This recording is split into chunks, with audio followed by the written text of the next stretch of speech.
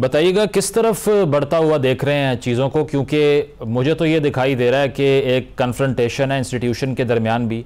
जिस तरह से अदलिया के अगेंस्ट हुकूमत के बहुत से रहनुमा बयान दे रहे हैं, वो कह रहे हैं कि कॉन्स्टिट्यूशन को रीराइट करने की कोशिश की जा रही है। तो किस तरह से फिर ये जो स्पेस पीटीआई को प्रोवाइड की गई है जुडिशरी की तरफ से, हुकूमत क्या सोल्यूशन निकालेगी इसका? अच्छा सवाल है। मैं एक तो आपके तज्जिए से इत्तेफाक करता हूं कि एक इदारा जाती तसादुम जो है उसकी तरफ हम बढ़ रहे हैं, लेकिन ये जो पाकिस्तान की जो एक इदारा जाती जो तसादुम है वो हमारी तारीख में नया नहीं है। पाकिस्तान की जो हुक्मरान अशराफिया है उसमें जो गैर मुंतखब जो ग्रोह हैं वो ताकत के लिए मुख्तलिफ वक्तों में अपनी रसाकशी करते रहे हैं। अगर आपको याद हो तो पाकिस्तान बनने के बाद जो सिविल ब्यूरोक्रेसी थी उसका एक हावी एक किरदार था। बिल्कुल। बाद में फिर जो मार्शल लॉ वगैरह लगे तो वो उसकी हैसियत जो है वो कम होती गई। लेकिन मेरा ख्याल ये है कि पाकिस्तान की जो अदलिया है, मौलवी तमीजुद्दीन केस से लेकर अब तक एक वक्त में तो जो भी हावी तबकात हैं उनके लिए उन्होंने एक किरदार अदा किया है। लेकिन इफ्तिखार चौधरी के ज़माने से लेकर अब तक अदलिया के अंदर भी एक ये ख्वाहिश मौजूद है कि वो भी एक हुक्मरान के तौर पर अपना किरदार अदा करें। और आपने फिर वो तमाशे देखे भी हैं कोर्ट रूम्स में कि सिविल ब्यूरोक्रेसी को, दूसरे इदारों को धमकाना और इस तरह की जो तबसरा निगारी है। तो मैं आपसे इत्तेफाक करता हूं कि हम बढ़ रहे हैं उस तसादुम की तरफ। देखना यह होगा कि जो सियासी कुव्वतें हैं वो क्या करती हैं। पीटीआई की तो समझ आती है क्योंकि उनको फवायद मिल रहे हैं, उनको बहुत रिलीफ मिल रहा है, 50-50 जमानतें भी मिली हैं। यहाँ तक हुआ है कि कई लोगों के लिए कहा गया है कि इन पर और कोई नया केस नहीं बनाया जा सकता वगैरह वगैरह। तो हम जा उसी तरफ रहे हैं और ये वाकई एक खतरनाक सही। सोलंकी साहब, ये जिस तरह से पहले 90 रोज में करवाने का फैसला हुआ था, गवर्नमेंट ने फंड्स की बात की, उस पर इम्प्लीमेंटेशन नहीं हो सका। स्पेशल सीट्स के मामले पे आपको लगता है कि इस तरह की पोजीशन ली जा सकती है, कोई रेजोल्यूशन ले आई जाए और ये कहा जाए कि हमने इम्प्लीमेंट ही ये नहीं करना? इसका वैसे जवाब क्या बनेगा कानूनी तौर पे कि आप कोर्ट ऑर्डर को ये कहें कि ये इम्प्लीमेंट नहीं हो सकता? वो अंग्रेजी में कहते हैं position is 9/10 of the law. अच्छा। जिनके पास कब्जा होता है वो कोई ना कोई सूरत निकाल लेते हैं। जो 90 दिन वाली बात थी वो मई के बाद उस वक्त तो पंजाब और खैबर पख्तूनख्वा के हवाले से बात थी। 14 मई वो जिस तरीके से 14 मई वो आगे हुई। लेकिन बाद में जब निगरान हुकूमत वफाक में आई अगस्त में, तो उस वक्त भी 90 दिन में इंतखाबात नहीं हुए जो कि नवंबर में हो सकते थे अगर किए जाते। लेकिन उसके लिए जो जवाज है वो ये बना के, क्योंकि जो आदमशुमारी है सेंसस उसको काउंसिल ऑफ कॉमन इंटरेस्ट ने मंजूर किया था और वफाकी काबीना ने उसको पब्लिश कर दिया था। इसलिए आइन की रूह से जब लिखा हुआ है आइन में कि इलेक्शन आखिरी पब्लिश सेंसस की तरफ की बुनियाद पर होगा, इस वजह से जो है वो जो हल्का बंदियां हैं वो लाजमी थी। तो इलेक्शन कमीशन ने ये नुक्ता नजर रखा और उसको सुप्रीम कोर्ट ने भी कबूल किया और उस वक्त जो सदर थे अलवी साहब उन्होंने भी कबूल किया और फिर इन सब की मर्जी से 8 फरवरी को इंतखाबात हुए। तो उसमें आइन के अंदर एक आर्टिकल है 254 जिसको जवाज बनाया गया कि अगर कोई काम किसी खास वक्त में करना हो और वो उस वक्त नहीं हो सके और उसके बाद किया जाए तो वो गैर कानूनी नहीं हो जाता। तो मुझे नहीं पता ये कानूनी माहिरीन इसकी कोई शक्ल निकालेंगे, लेकिन खुद जो ट्रिब्यूनल्स का मामला है वो भी आपके इल्म में है कि फंसा हुआ है। अभी चीफ इलेक्शन कमिश्नर गए थे लाहौर तो वहां पर कोई मामला जो है वो तय नहीं हो पाया। तो अब अदालतों की भी छुट्टियां हैं। छुट्टियां हमारे जज साहिबान को ज्यादा अजीज हैं, चाहे वो कितने भी अहम आईनी कानूनी मामला हो। आपने देखा होगा जो नजरसानी अपील थी, अभी जो महफूज नशिस्तों का फैसला हुआ है, तो जो अक्सरियत थी जजेस की प्रैक्टिस एंड प्रोसीजर कमेटी में, उन्होंने कहा नहीं जी हम तो छुट्टियों पे जा रहे हैं। बिल्कुल। तो सोलंकी साहब, ये आप क्लोजली देखते रहे हैं इस्लामाबाद में जो कुछ हो रहा है उसको। आर्टिकल 6 लगाने का फैसला हो 3 शख्सियात पे, कासिम सूरी साहब, आरिफ अलवी साहब, खान साहब, या इसके अलावा तहरीक इंसाफ को बैन करने का फैसला हो, फिर आज जो डेवलपमेंट हुई है कि सेक्रेटेरिएट पे छापा मारा जाता है, डिसइंफॉर्मेशन का गढ़ बना हुआ है पीटीआई का सेक्रेटेरिएट, ये कहा जाता है, इस सब का फ़ायदा किसको होगा? वो विक्टिम कार्ड जो तहरीक इंसाफ बयानिया तश्कील दे रही है, वो तो मजीद एम्पावर नहीं हो रहा इससे?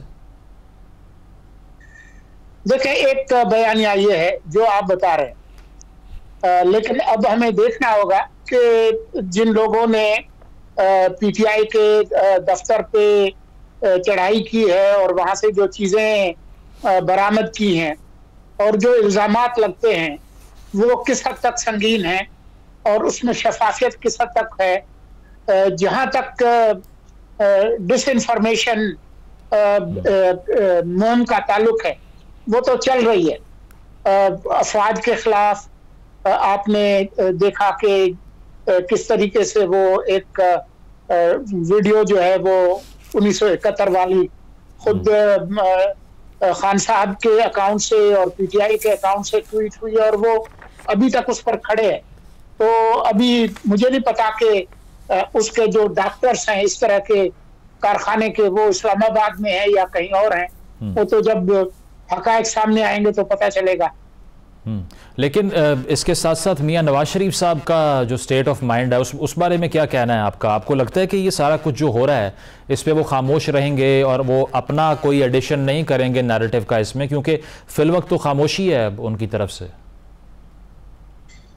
देखिए, उनकी जो खामोशी है उसका कोई जवाब तो मुस्लिम लीग नून दे रही है कि क्योंकि उनके पास कोई रियासती और हुकूमती ओहदा नहीं है, वो सिर्फ पार्टी के सरबराह हैं। तो वो सिर्फ पार्टी के उन लोगों से मुशावरत करते हैं जिनके पास अहम हुकूमती ओहदे हैं, यानी कि मुल्क के वजीर आजम या पंजाब की वजीर आला वगैरह। लेकिन ये नहीं हो सकता कि जो मौजूदा हुकूमती पॉलिसियां हैं उनसे नवाज शरीफ साहब कता ताल्लुक कर लें। वो एक टिकट में 2 मजे नहीं ले सकते। वो ये नहीं कह सकते कि जी बस मेरा तो कोई ताल्लुक नहीं है। ये मुस्लिम लीग नून की हुकूमत है और उसके सरबराह जो है वो नवाज शरीफ साहब खुद है।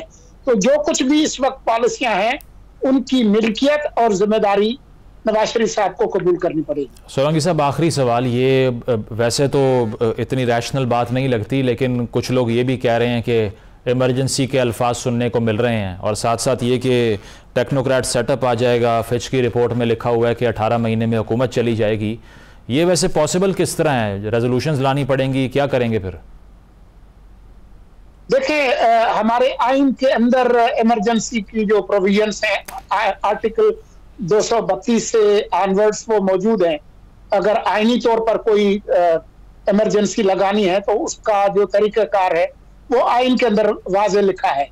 फिच की जो रिपोर्ट है वो उसमें क्या साराई ज्यादा है और उसमें तजादात बहुत हैं। एक तरफ वो ये कहते हैं कि फौज जो है और इस्टेब्लिशमेंट जो है वो एक हावी किरदार तो रहेगी, लेकिन वो कोई मावराए कानून कोई रास्ते नहीं अपनाएगी। लेकिन साथ में वो ये भी कह रहे हैं कि जी एक टेक्नोक्रेटिक सेटअप आ सकता है 18 महीने के बाद अगर ये हुकूमत न चल पाए, लेकिन इलेक्शन नहीं होंगे।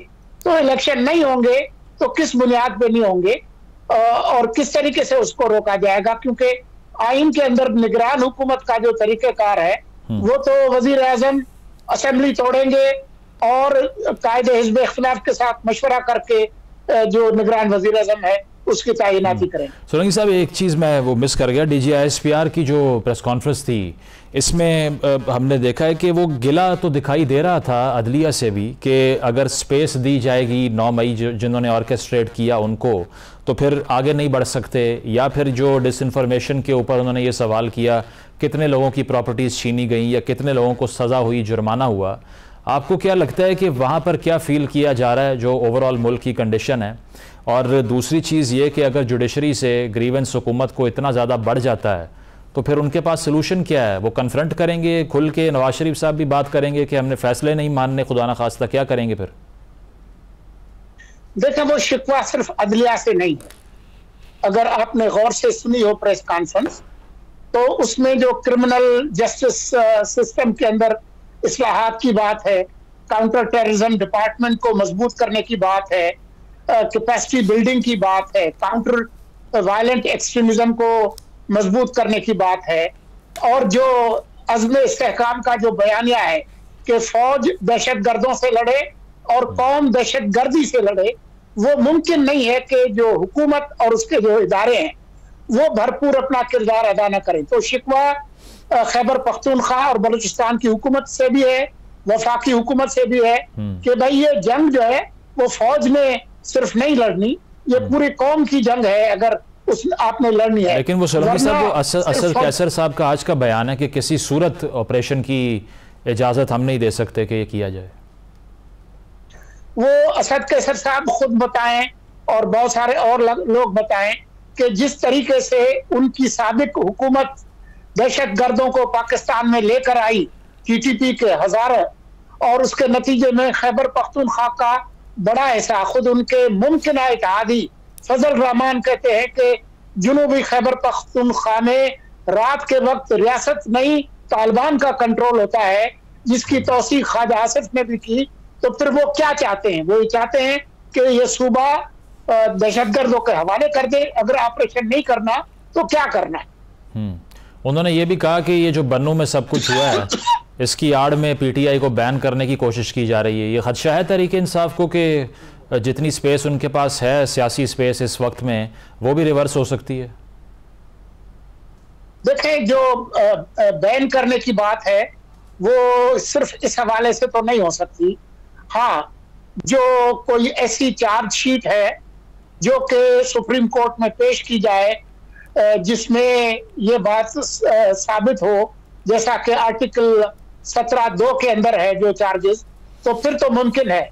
लेकिन असद कैसर जो है वो खुद दस्तखत करके गए थे उस एलामिये पे जिसमें गैर आईनी तौर पर कौमी असम्बली तोड़ी थी, जो पढ़ के सुनाया था कासिम सूरी ने। अगर आपको वीडियो निकालें तो उस पर दस्तखत कासिम सूरी के हैं कि किस तरह से आइन के आर्टिकल 5 को इस्तेमाल करते हुए आपने आर्टिकल 95 के तहत अदम एतमाद को रोका, जिसको सुप्रीम कोर्ट ने मुतफिका तौर पर कहा कि ये आइन की खिलाफ वर्जी थी, और एक जज ने लिखा कि ये कॉन्स्टिट्यूशनल फ्रॉड था, आईनी धोखाधड़ी थी।